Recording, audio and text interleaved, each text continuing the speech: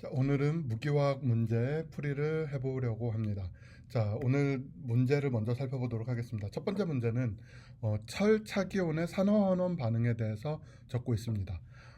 철 3가 페난스롤린 컴플렉스가 철 2가 수화물과 산화환원 반응이 일어나서 철 2가로 환원이 되고, 그리고 철 3가 수화물로 산화가 되는 이 반응에 대해서 살펴보려고 합니다. 첫 번째 문제는 철 페난스롤린 컴플렉스의 이성질체의 구조를 모두 그리시오라고 했습니다. 페난스롤린은 이와 같이 벤젠고리가 3개가 연결된, 여기에 나이트로젠이 있는 이런 화합물로서, 자, 요렇게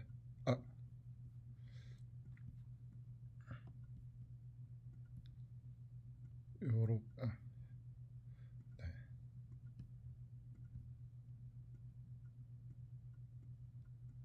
자, 여기 나이트로젠이 이렇게 있어서, 네, 다 벤젠고리죠. 벤젠고리고, 자, 바이덴테이트하는 이런 형태의 리간드입니다. 자, 이런 페난스롤린의 경우 여기서 보는 것처럼, 아래에서 보는 것처럼 두 가지의 이성질체가 존재할 수 있습니다. 그래서 이렇게 3개의 나이트로젠이 앞으로 나와 있는 이러한 형태의 팩 아이소머와 그 다음에 이렇게 3개의 나이트로젠이 이렇게 삼각형을 이루는 이러한 머리디어널 아이소머, 이렇게 두 가지 이성질체가 존재할 수 있습니다. 그래서 아이언 트라이페난스롤린 컴파운드의 이성질체는 총 두 가지, 팩 아이소머, 아이소머 두 가지가 존재할 것입니다. 자, 다음 문제를 살펴보게 되면 반응식에 제시된 4가지 철 차기온, 자, 페난스롤린 3가 컴플렉스, 그 다음에 수화물 2가 컴플렉스, 페난스롤린 2가 컴플렉스, 수화물 3가 컴플렉스에 갈라진 디오비탈 전자 배치를 적고 결정장 갈라짐 에너지 순서대로 나열하시오라고 했고요. 우선 기본적으로 모두 다 6배위 화합물이기 때문에 T2G 2G로 디오비탈이 이와 같이 T2G와 2G로 나눠지게 됩니다. 자, 그리고 산화수에 따라서, 철 이온의 산화수에 따라서 d 오비탈 전자수를 결정할 수가 있습니다. 자, 여기서 에이큐어스 컴플렉스가 홀전자수가 제일 많고 페난스롤린 3가가 그 다음, 페난스롤린 2가가 그 다음이라고 했습니다. 그러면은 페난스롤린 3가와 2가는 전자수가 같은데 홀전자 개수가 다르다는 얘기이기 때문에, 그리고 홀전자수가 3가 수화물이 홀전자수가 더 많기 때문에 3가 수화물의 경우는 D5 하이스핀이 될 거고요. 그 다음에 페난스롤린의 경우는 D5 로우 스핀이 될 겁니다. 그래서 강한장 저스핀, 강한장 고스핀, 이렇게 두 가지를 결정할 수가 있죠. 그리고 페난스롤린 2가는 당연히 강한장 저스핀이 되게 될 겁니다. 그러면 이 가운데 있는 아이언 2가 에이큐어스 컴플렉스의 경우는 2가이고 3가이고, 그리고 에이큐어스 컴플렉스고, 리간드는 같은데 산화수가 3가에서 2가로 바뀌었습니다. 이 경우 3가가 일반적으로 더 강한 장이 되고 2가가 약한 장이기 때문에 산화수가 더 높은 3가가 약한 장이라면 2가는 무조건 약한 장이 되어야 합니다. 왜냐하면 3가가 더 강한 장이기 때문에. 따라서 철 에이큐어스 컴플렉스 2가 양이온은 약한 장 고스핀이 되게 됩니다. 자, 그럼 이때 전자 배치를 해보게 되면 철 3가 D5 하이스핀은 이와 같이 홀전자 5개가 되게 되고요. 그 다음에 D6 하이스핀의 경우는 T2G에만 전자가 4개 T2G에 전자가 4개, 하나 더 들어가서 홀전자 수는 4개가 되게 됩니다. 그리고 페난스롤린 3가의 경우 D5 로우 스핀이기 때문에 홀전자 수 하나, 페난스롤린 2가 D6 로우 스핀이기 때문에 홀전자 수는 없게 됩니다. 따라서 델타 O는 리간드가 강할수록, 그리고 금속 산화수가 클수록 크기 때문에 페난스롤린이 델타 O 3 플러스가 가장 크고, 그 다음에 철 2가 에이큐어스 컴플렉스가 델타 O가 가장 적은 것을 알 수가 있습니다. 그래서 이 순서로 델타 O가 배열이 되게 될 것입니다. 자, 그럼 1번 문제 세 번째 네 가지 철 차기온의 자기 모멘트를 계산하여 자기 모멘트 크기 순서대로 나열하시오. 우선 자기 모멘트 크기 순서대로 크기 순서를 생각해 보게 되면 앞 문제에서 철 3가가 D5 5개였죠. 홀전자 수가. 그리고 철 2가가 홀전자 수가 4개였었고요. 그 다음 페란스롤린 3가가 홀전자 수 1개, 그 다음에 페란스롤린 2가가 홀전자 수 0개였고 홀전자 수가 없으면은 자기 모멘트가 없겠죠. 그래서 페란스롤린 2가의 경우 반자기성이 되고 가장 자기 모멘트가 작을 겁니다. 자, 그렇다면 자기 모멘트 순서대로 한다면 당연히 홀전자 수에 비례할 거기 때문에 이런 순서대로 된다는 것은 바로 알 수가 있습니다. 다만 자기 모멘트를 계산하라고 했기 때문에 자기 모멘트 계산식을 보게 되면 자기 모멘트 뮤는 n 곱하기 n 플러스 2 그것의 루트 값이 되기 때문에 그때 여기서 n은 홀전자 수죠. 자, 이때 5 곱하기 5 플러스 2, 7의 루트가 되기 때문에 자 3가 에이큐어스 컴플렉스는 35 보어 마그네톤이 되게 될 거고요. 페란스롤린 에이큐어스 컴플렉스 2가의 경우는 홀전자 수가 4개니까 4 곱하기 6 해서 6, 4, 24 루트 24 보어 마그네톤. 그리고 페란스롤린 3가의 경우는 홀전자 수가 1개니까 1 곱하기 3이 돼서 루트 3 보어 마그네톤이 되게 될 겁니다. 자, 이렇게 이와 같이 1번 문제 첫 번째 이성질체, 두 번째 델타 O의 갈라짐 크기 정도, 그리고 세 번째 마그네틱 모멘트, 자기 모멘트의 크기 순서를 비교할 수 있게 됩니다. 자, 이것으로 1번 문제를 마치도록 하고요. 2번 문제로 넘어가 보도록 하겠습니다. 자, 2번 문제도 앞에서와 마찬가지로 에틸렌다이아민이라는 이런 바이덴테이트 리간드가 존재합니다. 자, 근데 여기서와 앞에 문제와의 차이점은 앞의 문제는 산화환원 반응, 착물들의 산화환원 반응에 대해서 이야기를 했다면은 이번 문제의 경우는 산화환원 반응이 아니라 리간드들끼리의 치환 반응을 보여주고 있습니다.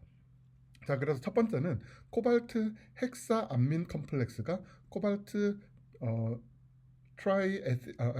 세개 에틸렌다이아민으로 치환되는 이런 치환되는 반응을 통해서 코발트 트리스 에틸렌다이아민과 6개의 암모니아 리간드로 분해가 되는 요 치환 반응에 대해서 묻고 있습니다. 첫 번째 문제는 위 반응의 델타 G 부호는 양수인가 음수인가 라고 묻고 있습니다. 자, 델타 G는 아래 식에도 나와 있지만 델타 G는 델타 H-T 델타 S입니다.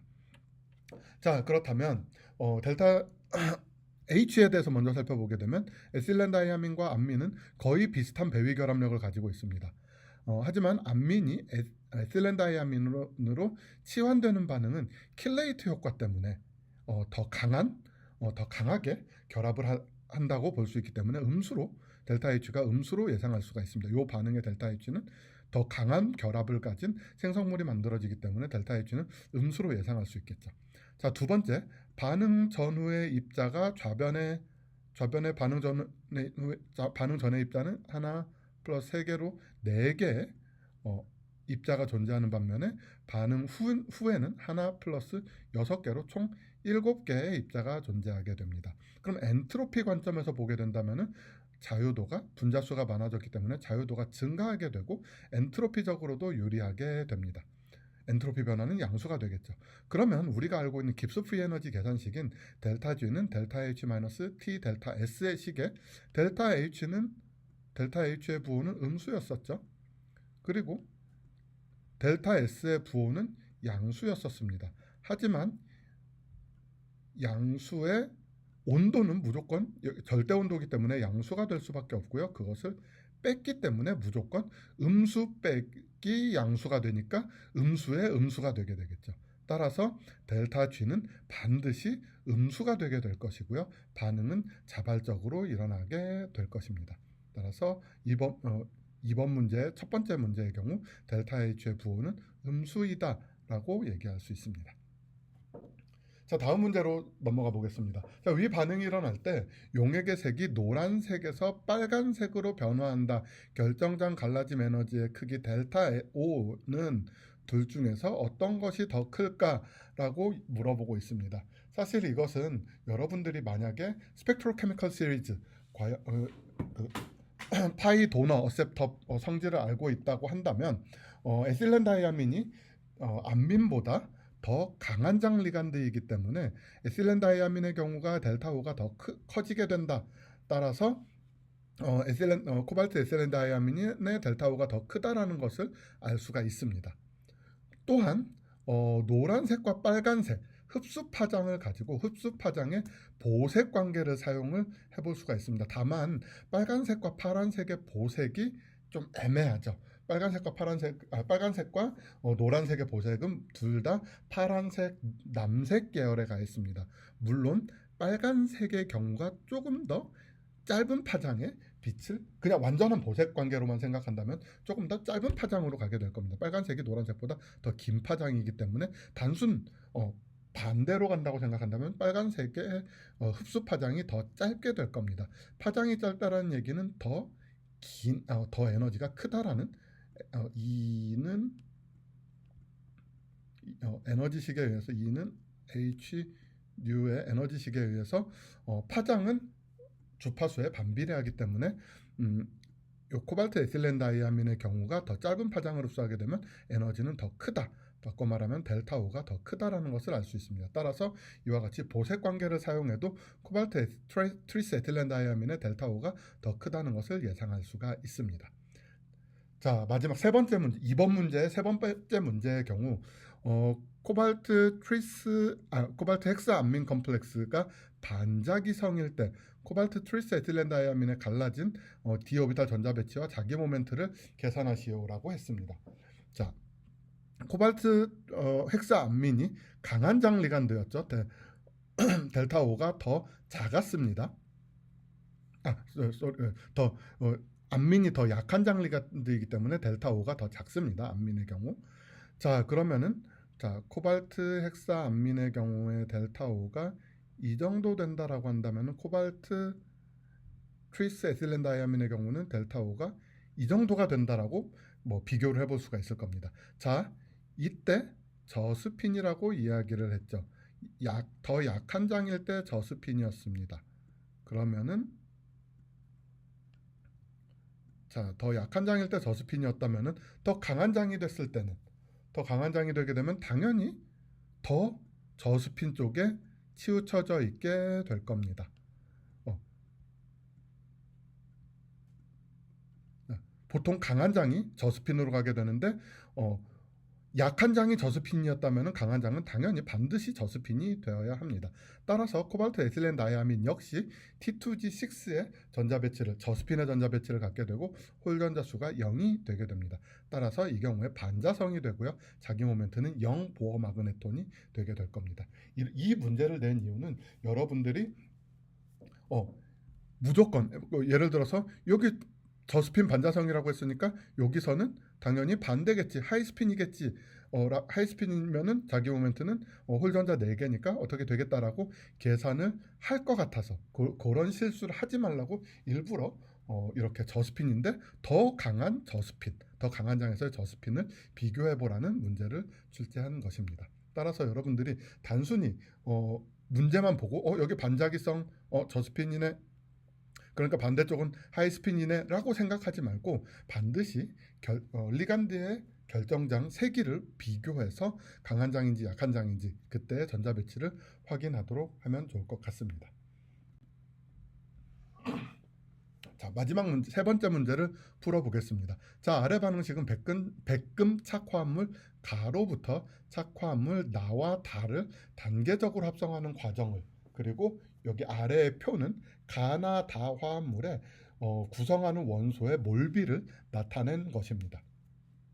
자, 그러면은 첫 번째 반응을 살펴보면 구성하는 몰비가 플래티늄, 포타슘, CL의 몰비가 1대 2대 6다라는 것을 알 수가 있고요. 반면에 나의 경우는 코발트, 포타슘, CL이 1대 2대 4다라는 것을 알 수가 있고요. 그런데 다에 가서는 구성비가 플래티늄, 암민, CL이 1대 2대 2다. 포타슘이 없어졌죠. 일반적으로 플래티늄 착물에 포타슘이 있는 이유는 이 착물이 음이온이기 때문에 그 전하를 상쇄해주기 위해서 카운터 이온으로 양이온이 들어가는 겁니다. 그런데 현재 여기도 마찬가지로 그래서 포타슘이 음이온 음전하를 상쇄시켜 주겠죠. 반면에 여기 아래에서는 상쇄시켜줄 음전하가 없다라는 것을 의미를 하게 될 겁니다. 따라서 다의 화학식은 PT, 암민, CL이 각각 하나, 두 개 존재하는 화학식이 되게 될 것이고요. 나에서도 마찬가지로 음이온이 돼야 되니까 PT 하나에 CL이 4개 있으면 포타슘이 2개 있게 되면 PT가 2 플러스가 되면 중성이 되게 되겠죠. 그래서 PT 하나에 포타슘 2개, CL이 4개 있는 그런 창물이 만들어지게 될 겁니다. 마지막으로 가는 PT 하나, 2개, 6개니까 PT 하나에 CL이 6개 있어서 전하가 2-가 되게 전하가 지금 2-가 되게 될 겁니다. 그러면은 CL이 6개, K가 2개, 2 플러스 4-가 더해져서 4-가 아니라 6-죠. 6-가 더해져서 전하가 0이 돼야 되기 때문에 PT의 전하량은 4 플러스가 될 겁니다. 따라서 가는 포타슘 2, PT, CL6의 화학식을 가지게 될 거고요. 가는 포타슘 하나에 포타슘 2개의 PTCl6의 화학식을 가지게 될 거고 나는 포타슘 2개의 PTCl4 다는 플래티늄 하나에 암민 2개, CL 2개가 될 거고 다만 이 두 경우에는 PT의 산화수가 2 플러스 반면에 위에서는 PT의 산화수가 4 플러스가 된다는 것을 예상할 수 있을 겁니다. 자, 그러면은 가나다 창물의 화학식을 적고 구조를 그리시오. 그리고 각 반응에서 생성되는 주 생성물의 구조만 고려하고 생성물의 구조를 결정하는 근거를 함께 설명하시오라고 했습니다. 자, 첫 번째 가화합물은 앞서 얘기한 대로 K2PTCl6입니다. 그리고 PT의 산화수가 4 플러스고 PTCl6 2-가 되기 때문에 팔면체 구조가 되겠죠. 완벽한 대칭을 구조를 가지기 때문에 이성질체는 존재하지 않습니다. 반면에 나의 화합물의 화학식은 K2PTCl4이고요. PT의 산화수는 2 플러스가 된다라고 얘기를 했죠. 자, D8, PTDA 창물이 PT2 플러스 DA 창물이기 때문에 사각 평면 구조를 가지게 되고 C4 대칭을 가지기 때문에 이성질체는 존재하지 않습니다. 자, 마지막으로 다 화합물의 화학식은 PT 다이암민 다이Cl 그래서 시스플래틴 컴플렉스고 다이암민 다이클로로 컴플렉스고 PT의 산화수는 2 플러스입니다. 이때 DA 창물은 사각 평면 창물이 됩니다.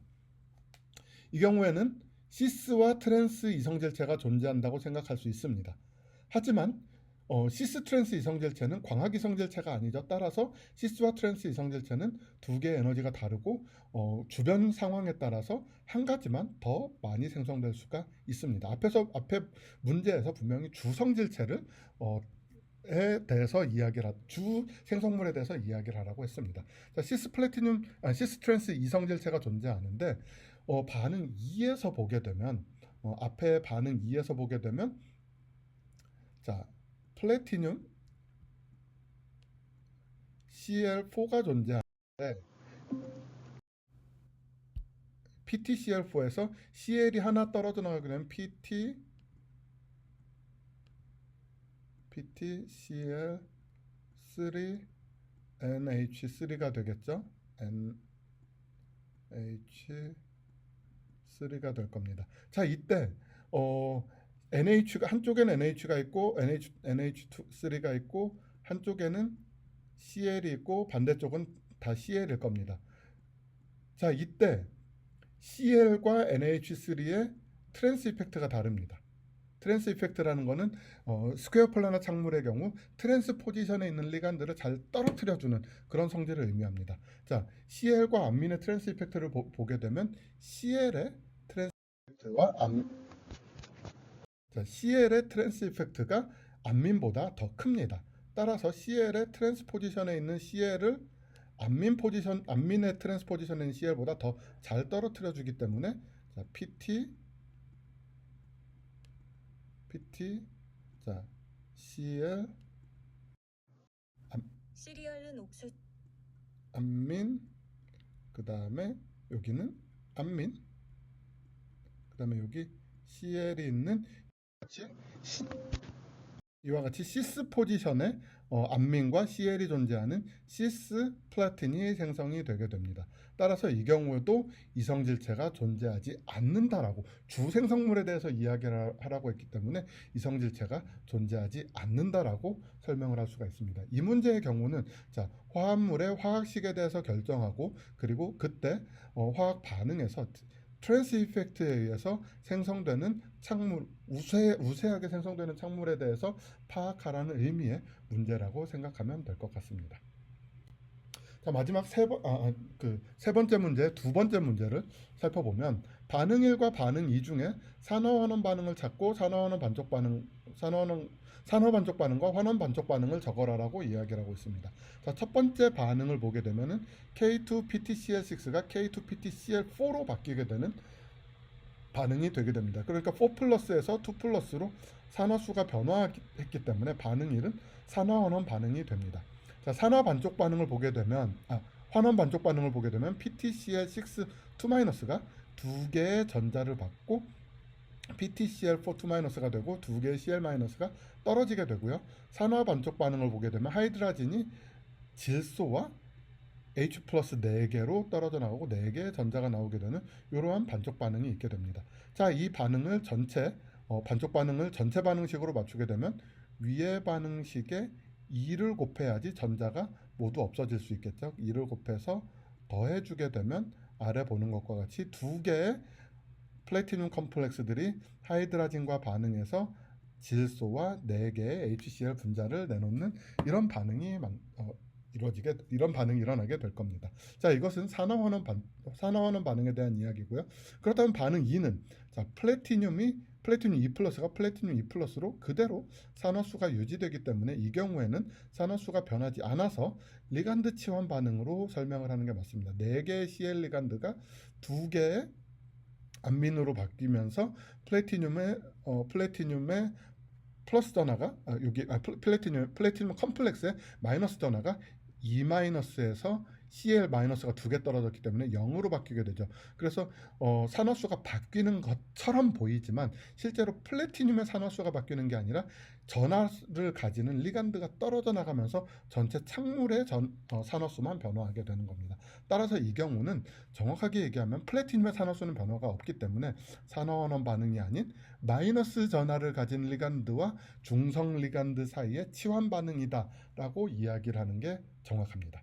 따라서 산화환원 반응은 첫 번째 반응 1이 되겠고요. 반응 2는 리간드 치환 반응이다 라고 정리할 수 있습니다.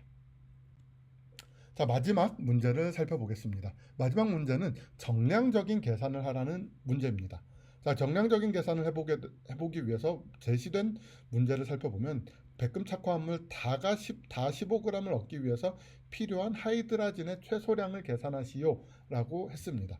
자, 반응식에서의 스토이키오메트리를 한번 살펴보도록 하겠습니다. 자, 하이드라진 반응물에서 하이드라진 1몰이 반응할 때 생성물 2몰이 생기게 되죠. 자, 그렇다면은 반응물 다와 하이드라진의 비는 1대 얘가 2몰 반응할 때 얘가 1이 되기 때문에 1대 0.5가 될 겁니다. 자, 그러면 다화물의 몰질량이 300.02g/몰이기 때문에 15g을 몰수로 환산하게 되면 대략 0.05몰이 되게 됩니다. 자, 앞서 얘기했던 대로 다 창물과 하이드라진의 몰수비는 1대 0.5 또는 2대 1이라고 할 수 있기 때문에 플래티늄 창물의 몰수의 절반만큼 하이드라진이 반응해야 할 겁니다. 따라서 하이드라진의 몰수는 0.05 나누기 2가 돼서 0.025몰이 됩니다. 자, 하이드라진의 몰질량이 32.05이기 때문에 32.05 곱하기 0.025를 하게 되면 0.801g이 나오게 됩니다. 따라서 이 반응에서 달을 15g 얻기 위해서 필요한 하이드라진의 최소량은 0.801g이다 라고 정리할 수 있습니다. 자, 이 마지막 3번 문제에서는 창물의 산화환원 반응과 착물의 리간드 치환 반응 두 가지를 살펴보고 그때 반응물과 생성물의 몰수비를 가지고 반응물과 생성물의 화학식과 반응물과 생성물의 구조를 예측할 수 있어야 되고요. 그리고 그렇게 얻어진 화학식을 통해서 어떤 반응이 산화원원 반응인가, 어떤 반응이 리간드 치환 반응인가에 대해서 이해할 수 있어야 합니다. 마지막으로 이렇게 최종적으로 얻어진 산화원원 반응과 그 일간드 치환 반응의 전체 반응식을 통해서 반응물과 생성물의 몰수비 관계를 통해서 생성물을 특정량을 얻기 위해서 필요한 반응물의 최소량을 계산하는 정량적인 계산을 하는 문제다라고 생각하면 좋을 것 같습니다. 자, 그러면 지금까지 무기화학, 특히 배위화학에 대한 문제풀이를 마치도록 하겠습니다. 네, 감사합니다.